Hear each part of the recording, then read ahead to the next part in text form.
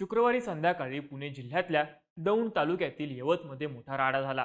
एका विशिष्ट समाजातल्या तरुणानं आक्षेपार्ह स्टेटस ठेवल्यामुळे वातावरण तापलं होतं। त्यानंतर एका जमावाकडून त्या तरुणाच्या घरावरती दगडफेक करण्यात आली, त्याच्या घराची तोडफोड करण्यात आली। तसंच परिसरातल्या गाड्यांचीही जाळपोळ आणि तोडफोड केली गेली। यानंतर दुसरा गटही आक्रमक झाल्यामुळे दोन्ही गट एकमेकांना भिडले।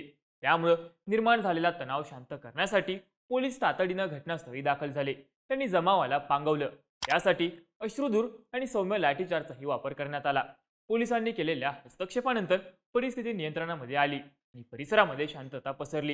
यानंतर उपमुख्यमंत्री आणि पुण्याचे पालकमंत्री अजित पवार यांनीही यवतमध्ये भेट देऊन परिस्थितीचा आढावा घेतला आणि सगळ्यांना शांत राहण्याचं आवाहन केलं। दरम्यान पोलिसांनी आक्षेपार्ह स्टेटस टाकणाऱ्या व्यक्तीला अटक केली। त्या पोस्टमुळे वातावरण खराब झालं आणि परिस्थिती चिघळल्याचं म्हटलं जात असलं तरी विरोधकांनी यावरून खळबळजनक आरोप केले आहेत। भाजपच्या नेत्यांच्या सभेमुळे वातावरण गढूळ झाल्याचा आरोप विरोधकांकडून करण्यात आला।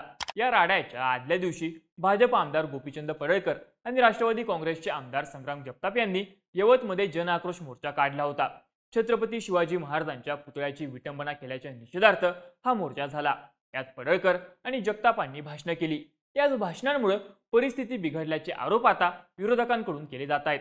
पडळकर आणि संग्राम जगताप यांनी आपल्या भाषणामध्ये नक्की काय म्हटलं होतं, त्यावरती विरोधकांनी केलेले आरोप काय आणि मुख्यमंत्री आणि उपमुख्यमंत्र्यांनी यावरती काय प्रतिक्रिया दिली आहे, त्याचीच माहिती सांगणारा हा व्हिडिओ। नमस्कार, मी चैतन्य आणि तुम्ही बघताय बोल भिडू।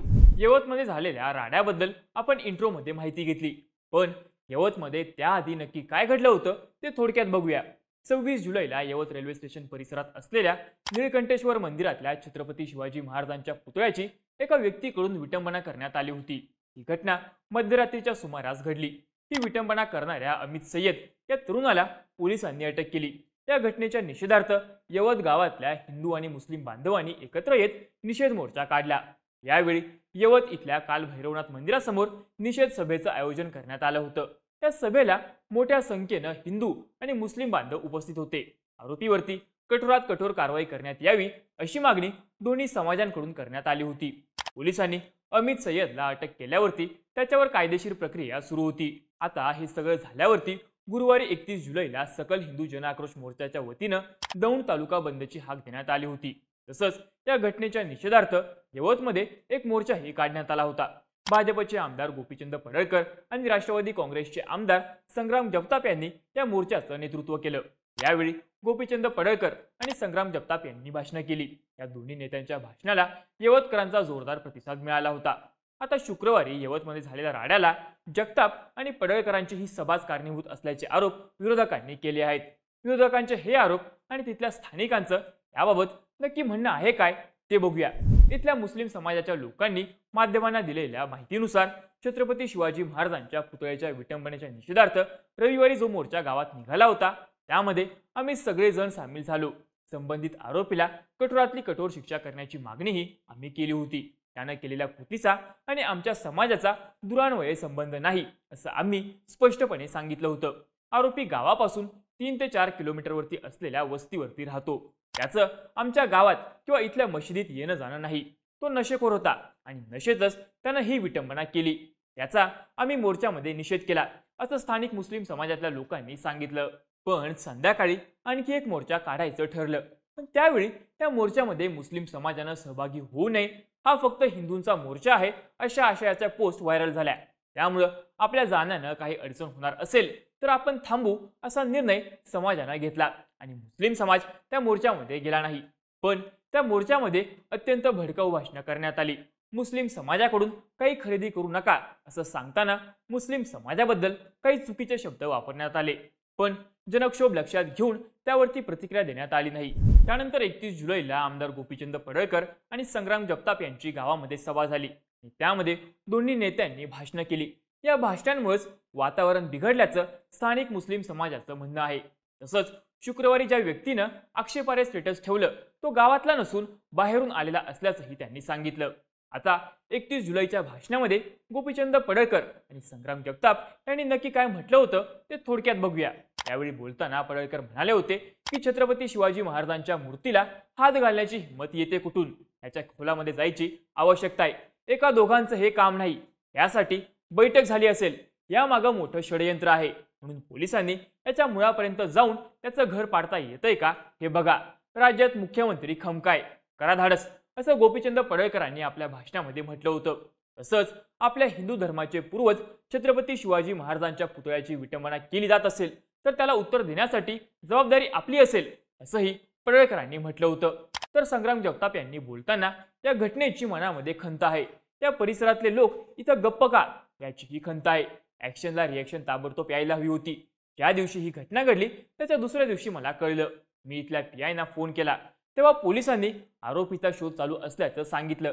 तेव्हा मी म्हटलं ही गोष्ट शोभणारी नाही. आज छत्रपती शिवाजी महाराजांना 500 वर्षांचा इतिहास आहे.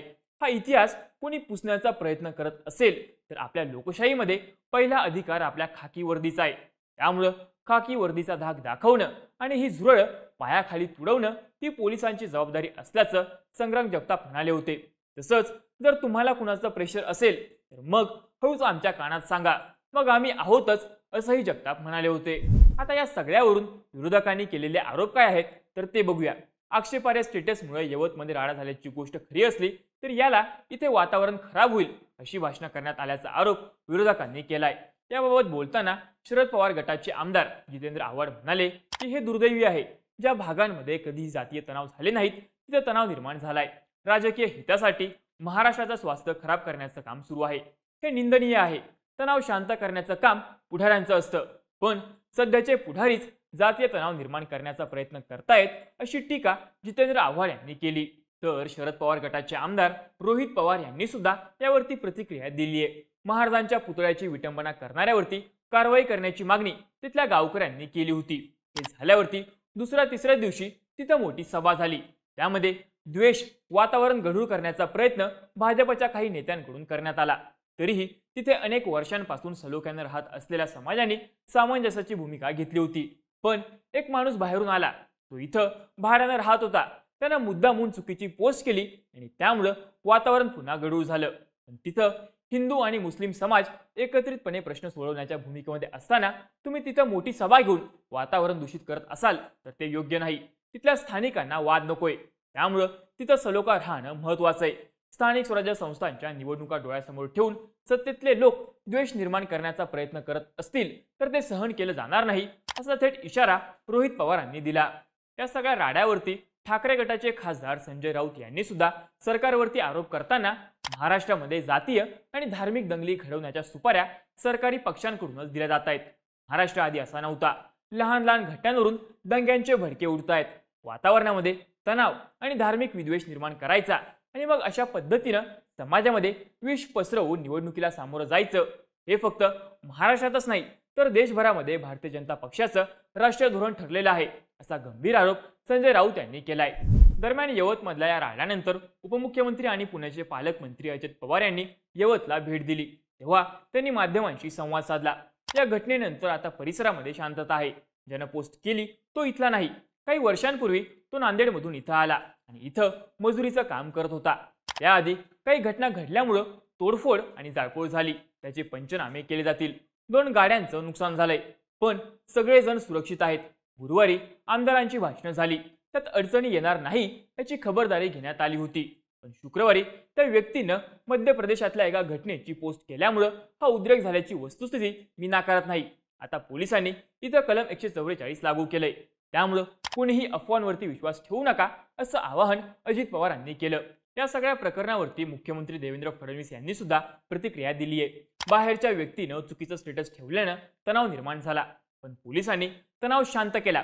दोन्ही समाजाचे लोक सलोख्याची भूमिका घेत आहेत, पण काही लोक जाणीवपूर्वक तणाव निर्माण करण्याचा प्रयत्न करतायत.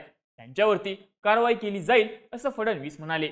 तसंच पडळकर आणि जगतापांच्या सभेमुळे वातावरण बिघडल्याच्या आरोपांवरती बोलताना फडणवीस म्हणाले की सभा झाल्यावरती असं स्टेटस ठेवण्याची कुणाला मुभा दिली का?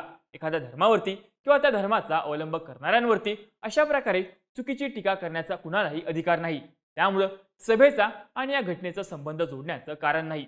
सभा झाली म्हणून आम्ही असं केलं म्हणून असं कोणी म्हणत असेल तर ते सहन केलं जाणार नाही, असं फडणवीसांनी स्पष्टपणे सांगितलं. एकंदरीतच यवतमधल्या घटनेवरून विरोधकांनी केलेले आरोप आणि त्यावरती सरकारकडूनही आपली भूमिका स्पष्ट करण्यात आली आहे. या सगळ्याबद्दल तुम्हाला काय वाटतं, याबद्दलची तुमची मतं आणि प्रतिक्रिया आम्हाला कमेंट करून नक्की सांगा. आणि अशाच माहितीपूर्ण व्हिडिओज बघण्यासाठी बोलबिडूच्या यूट्यूब चॅनलला नक्की सबस्क्राईब करा.